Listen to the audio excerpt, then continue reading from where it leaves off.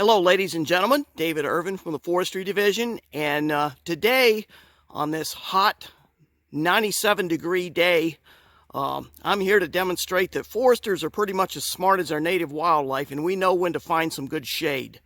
And this area of forest is actually on the Crosscut Trail, which is in the Sessions Woods Wildlife Management Area in Burlington. Wildlife management area is a lot like a state forest, except it is managed primarily by the Wildlife Division with habitat objectives in mind. Now, this area is a clear cut. Once again, like a video of mine last year, this might surprise you, but yes, this is exactly a 20-year-old clear cut. So this is what happens when you do a clear cut in a native hardwood forest in Connecticut. It does grow back on its own. And I know this was 20 years ago because I specifically remember this being harvested as 9/11 arrived. And so for that reason, I will always have a special memory of this area because of what else was going on in the world at the time.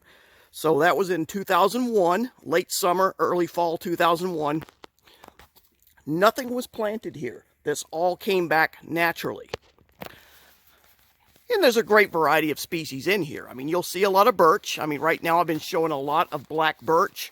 There is paper birch, also known as white birch, which is very, very rare to actually have regenerate successfully and occupy some of our stands anymore. So any opportunity to get some white birch back, there's an oak stump sprout clump right there.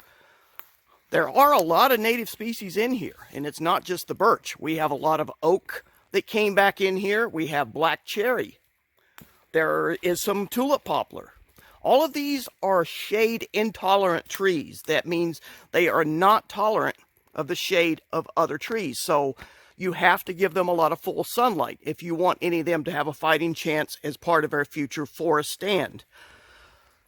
So clear cutting is part of even-aged management. It is the regeneration cut phase of even-age management. So if you want to grow a new forest stand at the end of a rotation, you can do a shelter wood, you can do a clear cut. And clear cutting, and I've touched onto this before, this is why I'm doing more videos on this now. Clear cutting has very negative connotations to much of our public, certainly here in Connecticut. And why anybody would clear cut in Connecticut is a question that deserves to be addressed. And there are many reasons. One of them is regenerating certain types of trees that otherwise you might not get to grow back and become a part of your future forest, like our oak stand. Right here, there's a lot of oak in the upper canopy of this young forest. The other reason, as I've touched on a number of times before in past videos, is early successional habitat. A lot of our most limited and threatened wildlife species at this time are those that require young forest, early successional habitat. Now that's one interesting thing about this cut. I mentioned it's 20 years old. If you look around in the understory, you'll notice how open it's getting. You don't have that low density, shrubby density like you once did that might be good for habitat of like rabbits and ground nesting birds and such.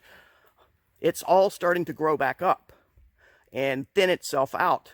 And the canopy, under the canopy near the forest floor, it's a lot more open than it used to be in here, not even that long ago.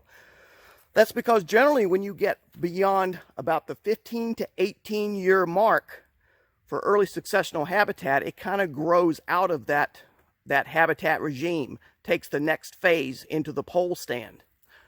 So you need to keep providing these types of habitats. Just because you do a clear cut once doesn't mean that you've satisfied local requirements for that type of habitat. It's going to grow out continuously. So you need to have a plan of constantly rotating to different areas and creating new early successional habitat, which is what the Wildlife Division actually did here. This 14-acre area, which was 20 years ago, has since been enhanced by another 30-acre area nearby that the Wildlife Division cut, and they will already be looking ahead beyond that 30 acres to where they can create the next phase of early successional habitat in the area after that. So basically what you've got are multiple age class forest stands, which is really good for diversity. And it's really good for forest health. Okay, this is going to be part 1 of 2. This is this 20-year-old area. I'm going to take you next, right here in the same town, to Nassahegan State Forest for the next video, and we're going to talk about a much younger clearcut. Thank you very much for watching.